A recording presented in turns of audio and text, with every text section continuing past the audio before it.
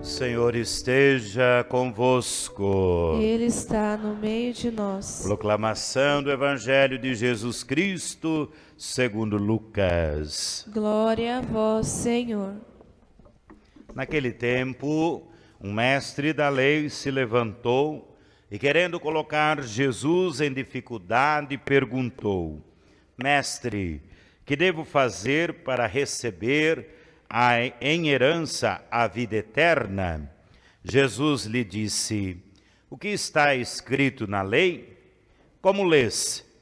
Então respondeu ele: Amarás o Senhor teu Deus de todo o teu coração, com toda a tua alma, com toda a tua força e com toda a tua inteligência, e ao teu próximo como a ti mesmo. Jesus lhe disse: Tu respondeste corretamente. Vai e faze isso e viverás. Ele, porém, querendo justificar-se, disse a Jesus: E quem é meu próximo? Jesus respondeu: Certo homem descia de Jerusalém para Jericó e caiu nas mãos de assaltantes. Estes arrancaram-lhe tudo, espancaram-no e foram-se embora, deixando-o quase morto. Por acaso um sacerdote estava descendo por aquele caminho. Quando viu o homem, seguiu adiante pelo outro lado. O mesmo aconteceu com um levita. Chegou ao lugar, viu o homem e seguiu adiante pelo outro lado. Mas um samaritano, que estava viajando, chegou perto dele, viu e sentiu compaixão, aproximou-se dele e fez curativos, derramando óleo e vinho nas feridas. Depois colocou o homem em seu próprio animal, levou-o a uma pensão onde cuidou dele. No dia seguinte, pegou 2 moedas de prata e entregou-as ao dono da pensão, recomendando: Toma conta dele. Quando eu voltar, vou pagar o que tiveres gasto a mais. E Jesus perguntou: Na tua opinião, qual dos 3 foi o próximo do homem que caiu nas mãos dos assaltantes? Ele respondeu: Aquele que usou de misericórdia para com ele. Então Jesus lhe disse: Vai e faze a mesma coisa. Palavra da salvação. Glória a vós, Senhor. Podemos nos sentar.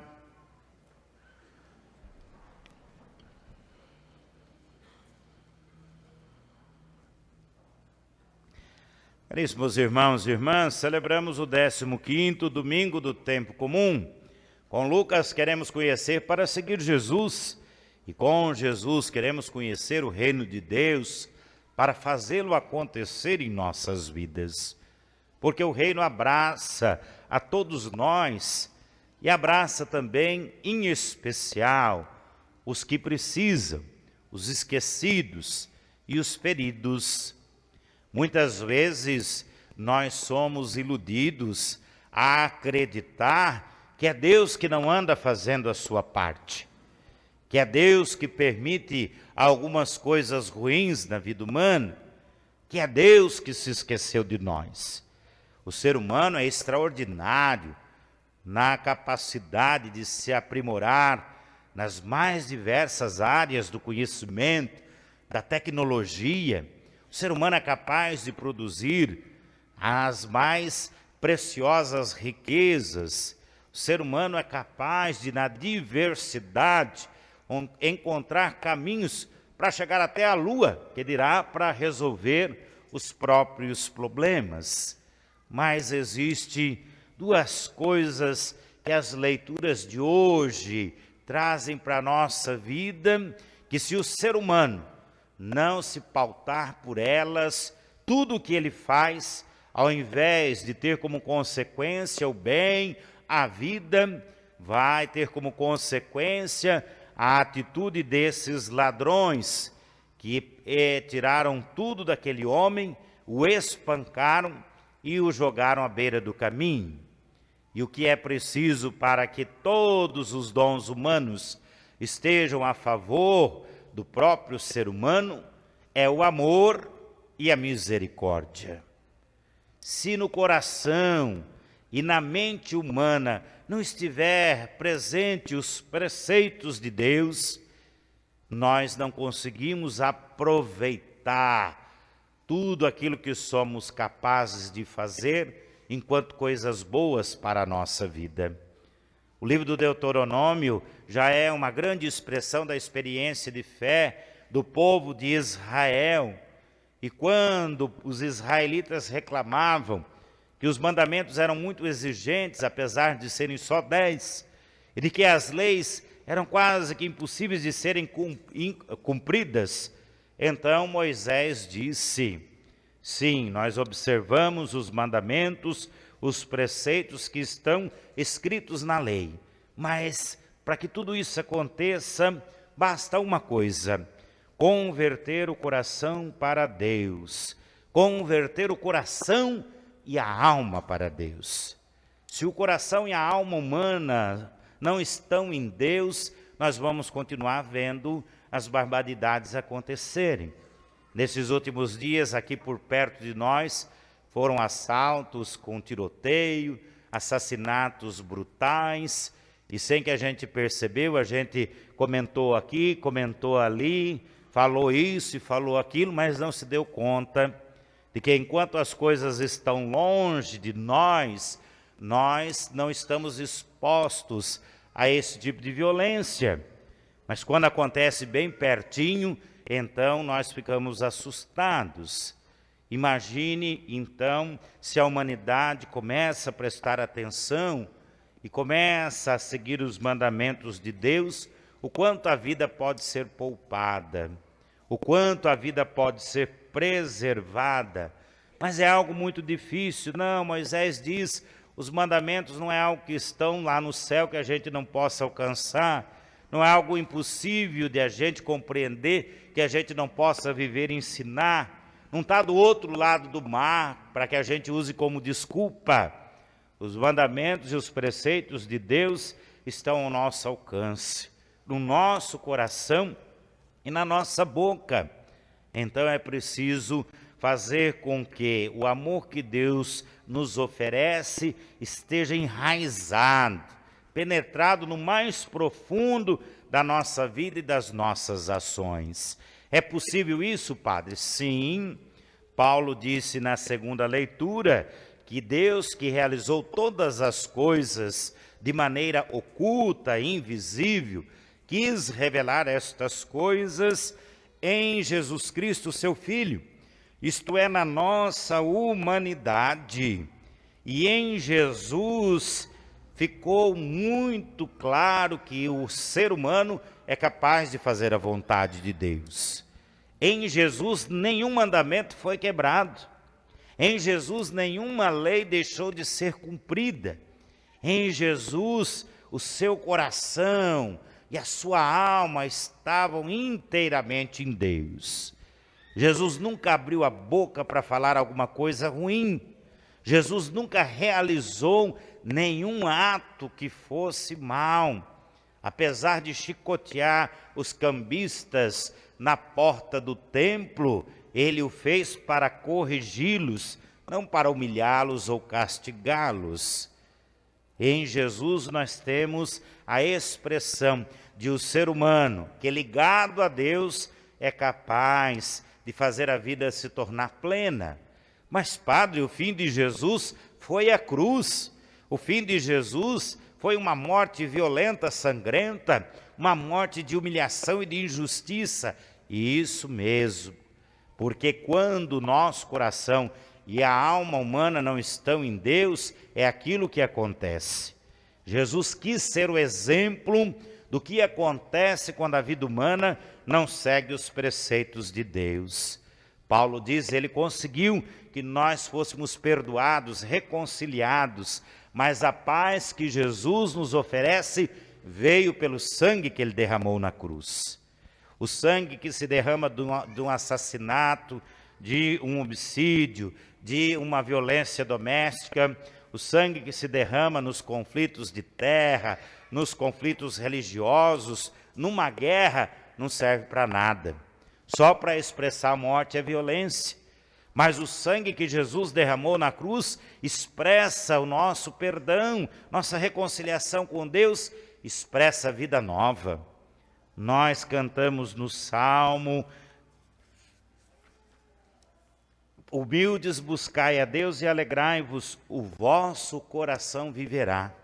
A alegria de Deus não é as coisas boas do jeito que a gente quer. A alegria de Deus é vencer o pecado e a morte com a justiça e com a vida plena e principalmente com a vida eterna. Então, se nós olharmos para o Evangelho, aplicamos o Evangelho na nossa vida. Quanta gente que conhece a Deus, quanta gente que conhece a palavra de Deus, quanta gente com dons extraordinários, mas que agem como esse mestre da lei. Ao invés de colocar tudo isso para que o reino aconteça, preocupam-se apenas consigo mesmo.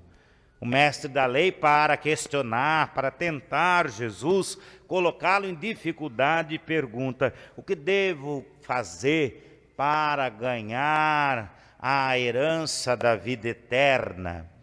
Jesus diz: você sabe o que está escrito na lei? Como que você lê a lei? Amarás o Senhor teu Deus de todo o teu coração, toda a tua alma, com toda a força, toda a inteligência. Olha lá o livro do Deuteronômio. Deus não muda de ideia. A palavra dele é sempre a mesma. E aí completa o próximo: como a ti mesmo. Nota 10 para o mestre da lei. E aí Jesus diz: está ótimo, é correto, é só você fazer isso e você vai viver. Aí o mestre da lei ainda dá uma desculpinha: mas quem é o meu próximo? Para eu amá-lo como Deus me ama, para eu amá-lo como eu me amo. E aí Jesus diz: conta a história. Antes da parábola eu digo: nosso próximo está aqui, ó. Quem está ao nosso lado? Nosso próximo em casa é a nossa família. Nosso próximo no trabalho são os colegas de trabalho. No trânsito, quem esqueceu, é os nossos outros amigos e colegas motoristas. Onde quer que estejamos, o próximo é aqueles que estão ao nosso lado. Se eu estou no hospital, o próximo é aquele que eu estou cuidando. Se eu estou doente, o próximo são aqueles que estão cuidando de mim. E a gente se esquece disso no dia a dia e se esquece principalmente nas estruturas humanas. E aí Jesus diz: um homem foi brutalmente assaltado, espancado, tiraram-lhe tudo. Quando a corrupção tira o dinheiro da saúde, quem fica espancado na fila do hospital é o doente.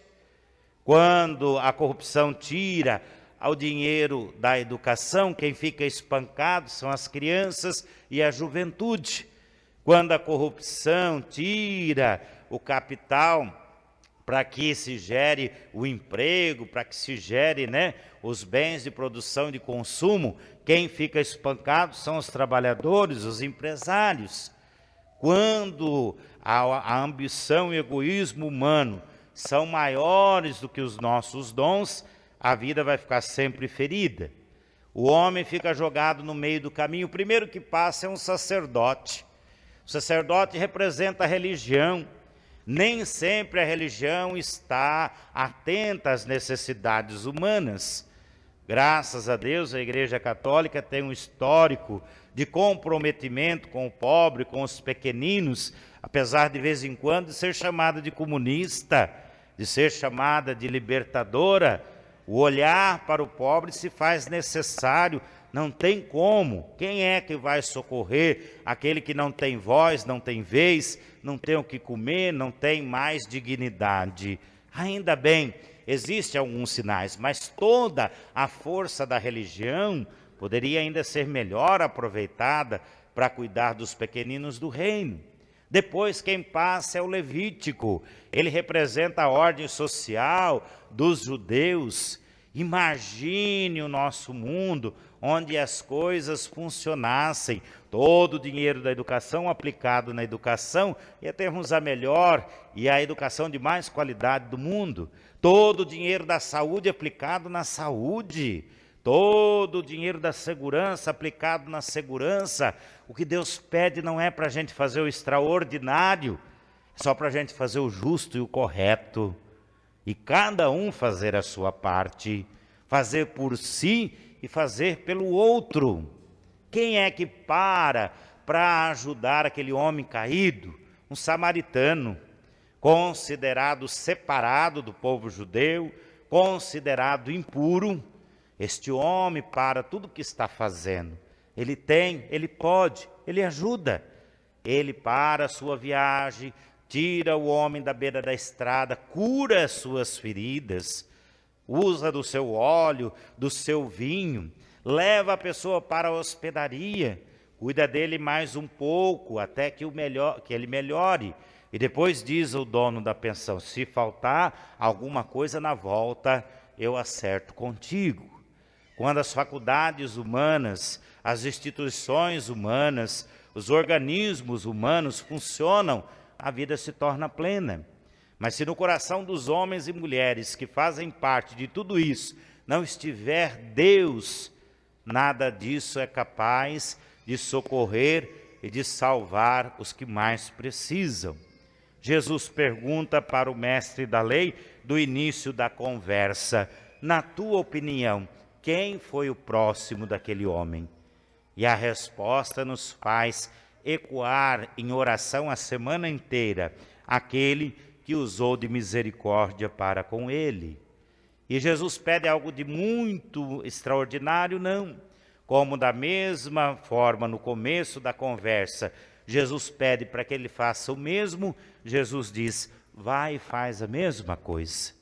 Amor e misericórdia seriam mais do que suficiente para nós resolvermos muitos e os maiores problemas da humanidade, principalmente aqueles que são consequências da violência, da injustiça, da miséria e do abandono. Não desistamos da palavra, da força, do amor de Deus. Não desacreditemos da força da misericórdia, que tem a perna da justiça e da verdade para se sustentar, para que pela nossa fé e pelas nossas ações, sim, o reino possa acontecer. E enquanto isso, sim, a gente continue do jeito que a gente pode a socorrer os caídos, os deixados, os feridos que estão à margem do caminho. Que o nosso sim expresse o amor a Deus, ao próximo, o amor a si mesmo, e um coração sempre misericordioso, que cuida e que se julga é sempre para salvar aqueles e aquelas que estão marcados pelo pecado, assim como Deus faz com cada um de nós. Amém.